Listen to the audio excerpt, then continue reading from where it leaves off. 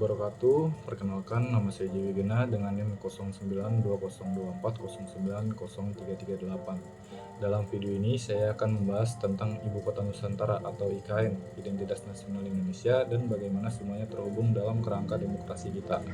Bagian pertama, apa itu Ibu Kota Nusantara? Pemerintah Indonesia sedang membangun ibu kota negara yang baru bernama Nusantara yang terletak di Kalimantan Timur. Proyek ini dimulai pada tahun 2022 dan ditargetkan menjadi pusat pemerintahan baru Indonesia pada tahun 2024 hingga 2045. Kenapa pindah dari Jakarta? Karena Jakarta sudah menghadapi berbagai masalah serius seperti banjir, polusi, kemacetan, dan beban penduduk yang tinggi.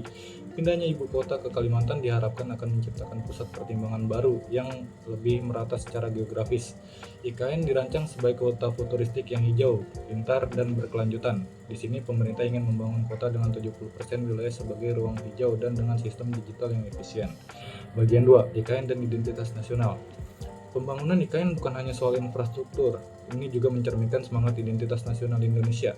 Kata Nusantara sendiri adalah simbol dari persatuan Indonesia yang terdiri dari beragam pulau, suku, dan budaya, dengan menjadikan Kalimantan, wilayah yang selama ini kurang diperhatikan, sebagai pusat pemerintahan. Indonesia menunjukkan komitmen bahwa pembangunan dan identitas nasional tidak hanya milik Jawa, tapi milik seluruh rakyat Indonesia. IKN juga akan menampilkan unsur-unsur budaya lokal seperti arsitektur dan adat Dayak dalam desain bangunan dan tata letak kotanya. Ini adalah cara memperkuat identitas nasional yang inklusif dan multikultural.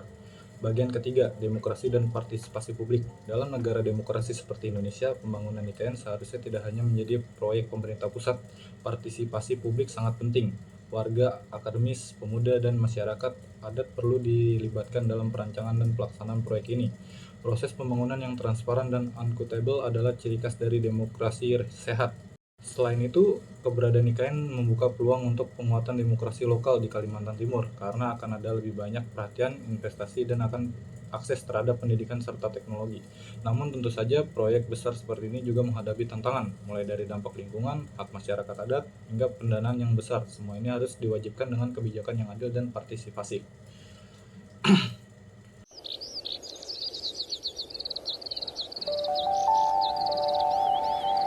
Angin mamiriku pasang pitujui tontonganan tu soro ataka lupa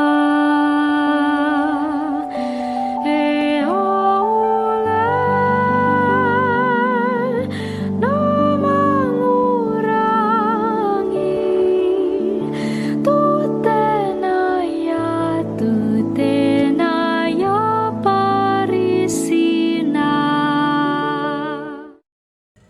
Harapan untuk masa depan IKN adalah simbol dari masa depan Indonesia. Kota ini bisa menjadi bukti bahwa Indonesia mampu membangun peradaban baru yang modern, namun tetap menjaga jati diri dan nilai-nilai demokrasi. Mari kita dukung pembangunan IKN dengan semangat kebangsaan, keberagaman, dan semangat demokrasi. Dan sekiranya sekian, terima kasih telah menonton.